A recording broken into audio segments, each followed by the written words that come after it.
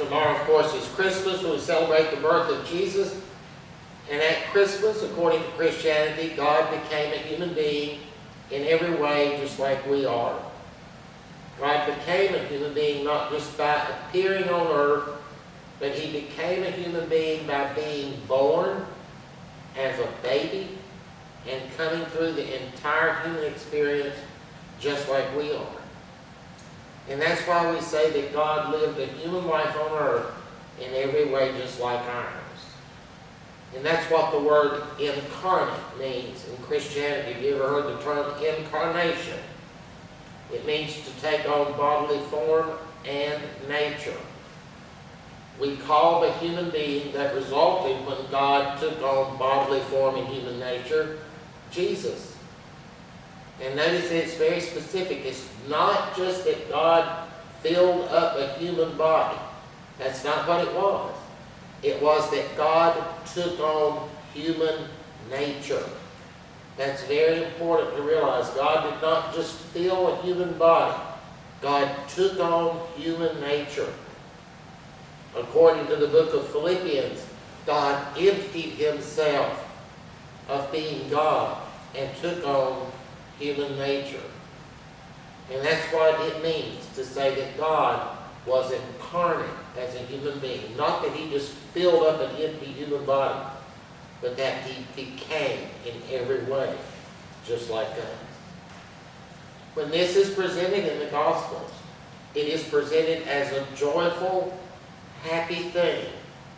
And I think that's significant. It's not that God's born, he's coming to make you pay, he's coming to set things right, he's coming with fangs bared and claws ready. It's that God's coming. Be happy and be joyful. It's not a fearful thing. In our gospel reading, we heard how the angel said to the shepherd, "Fear not, for behold, I bring you good tidings of great joy." And as we saw last week, which shall be to all people. All people. It's a joyful, happy thing to everybody when God comes into the world. And I think that's something really to keep in mind. It's a joyful and happy thing. Now, to many within Christianity, the birth of Jesus is seen as a happy time because it means that Jesus has come to die on the cross to pay for our sins, and those who believe in Jesus can be saved from hell. It's a happy time because this is the first step in a process that will end on the cross and give everyone a chance to be saved from hell. But I think that's a negative view of the birth of Jesus because it just saves us from something. And in order for the birth of Jesus to be seen as something really happy, it's not only got to save us from something, it's got to do something positive for us. In other words, it can't just be a negative, save us from something. It's got to do something positive for us. It's got to give us something positive. And that's what I'd like to think about today. What positive does it give us that Jesus was born? Well, we talked about how Jesus' birth is not only a joyful time, it's also a mysterious time. The birth of Jesus takes place at night. And there's an air of mystery about it, an air of wonderment. Here comes God taking on human nature, but yet according to Christianity, he does not cease to be God. How in the world does that happen? You know, we can't imagine how that would happen, but Christianity tells us that that baby lying in that manger is God. And he's lying in the manger as a baby. Imagine you were one of the shepherds out in the field, and you went and you saw the baby Jesus lying there. What would you have thought? You know, you're out in the field one night with the sheep, just minding your own business. You have no idea anything's about to happen. All of a sudden, here come these angels and tell you about all this stuff, and you go into Bethlehem and you see it. What would you have thought? What in the world would you have thought? The second way the birth of Jesus has a sense of mystery about it, that it represents more than just a chance for people to be saved from hell.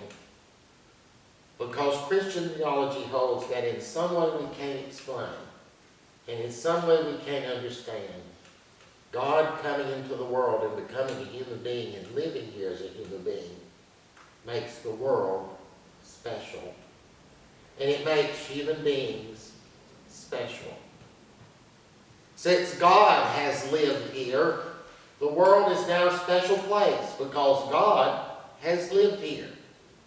It's like George Washington slept here, or Elvis lived here or something. God lived here. The world is special because of that. And because God became a human being, human beings are now special. We're different because God used to be one of us. And so Jesus coming into the world elevated the status of the world, and Jesus becoming a human being elevated the status of human beings. In Christian theology, this is what's called sanctify. To sanctify something means to impart sacredness to it. And to make something sacred means to connect it to God. So when you sanctify something, you connect it to God. And so when God came into the world and lived as one of us, He sanctified the world because He connected the world to Himself. And He sanctified human beings because He connected Himself to human beings. We are now connected with God in a much closer way.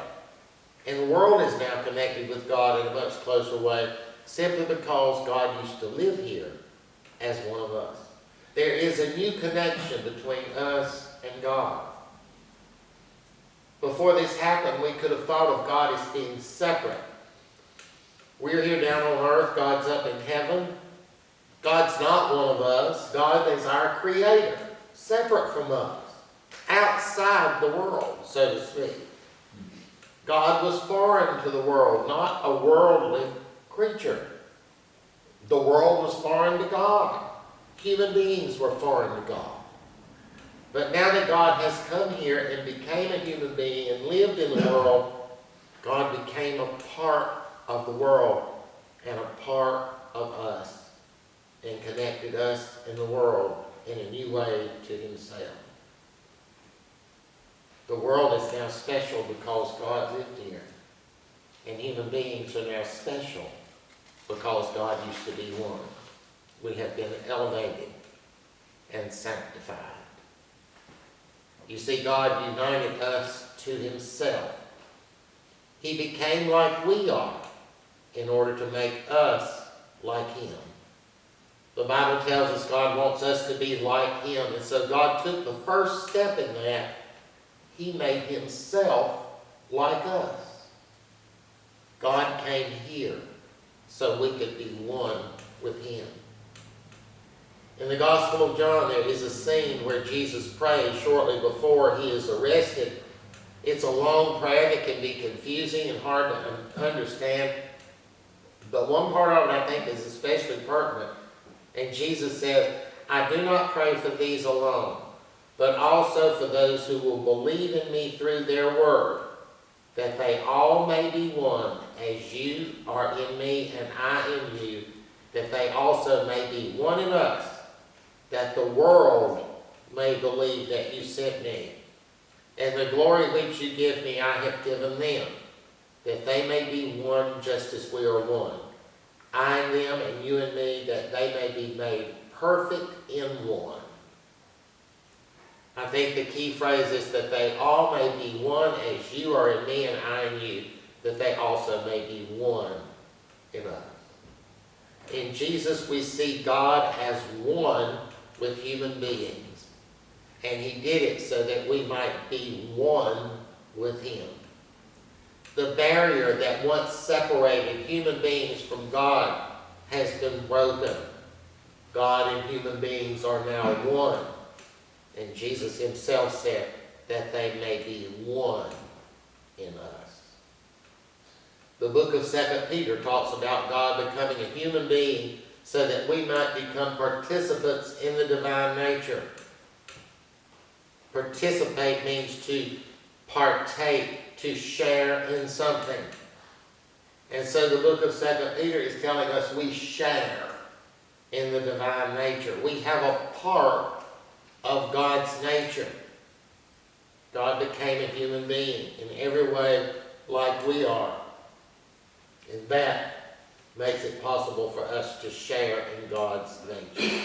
That makes it possible for us to be like God himself. We are no longer just human beings. We are now one with God. The book of 1 John says, we know that when Christ appears, we will be like him. And that's the goal, to be like God. God made that possible when he became one with us. We will be like God because God became one of us. In Jesus, we see God becoming a human being in every way, just like us. We can't imagine how that could happen. There's no way we can explain it or figure it out. On one hand, Christianity says that in Jesus we see God becoming a human being just like we are. And on the other hand, we see Christian theology saying, but yet God did not cease to be God. How could that happen? That very question is what consumed Christianity for the first 300 years or so. They tried to answer the question, who was Jesus? They spent 300 years trying to explain it and figure it out. They came up with different explanations, different ideas. Everyone was found lacking. Anything specific they came up with was inadequate. They finally came up with the doctrine of the Trinity, and what that amounted to is that they just came up with some words, didn't explain what they meant by those words, but left it at that and went on to something else. They realized it was a mystery, that no human terms or human understanding could line it out. This side of heaven, it will remain a mystery to us as to how God could become a human being and yet not cease to be God. That's why there's a sense of mystery about Christmas. A sense of wonderment, almost a sense of enchantment. Something happened here that we can't explain. Something happened here that we can't imagine. But yet it did happen. And that is the single first fundamental building block of Christianity. That's where it all starts from. God became a human being in every way just like us, but did not cease to be God. That's the foundation of Christianity. Now we'll celebrate Christmas tomorrow, and then comes Tuesday. Now some people will still be celebrating Christmas on Tuesday because some families get together later and this and the other, but for most of us on Tuesday, Christmas will be over. And sometimes that's a big letdown. All the happy stuff is over for another year. Take down the decorations, pack them up. Hope you live the next year to be able to pull them back out. And then things get back to the daily grind. But I want you to keep something in mind. Christmas is never over. Because it's already happened. It happened 2,000 years ago. Jesus has already been born. You don't have to wait on Christmas. It's already happened. You don't have to wait on Jesus to rise from the dead. It's already happened. All this stuff has already happened. We live in a time when it's already happened. It's already been accomplished. Christmas is never over. Ephesians chapter 2 said, God raised us up with Christ and seated us with him in heavenly places. That did not say that God will raise us up with Christ and God will seat us with him in heavenly places. It's already happened.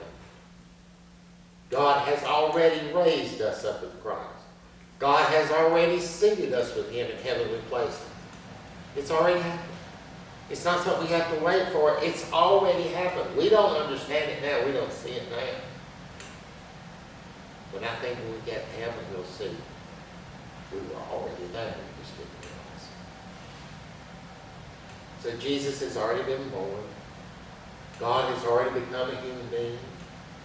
God has already united us to Him. Jesus has already risen from the dead. God has already defeated death. God has already seated us in heaven with Him. We don't have to wait on Christmas. And Christmas is never over. It's already happened.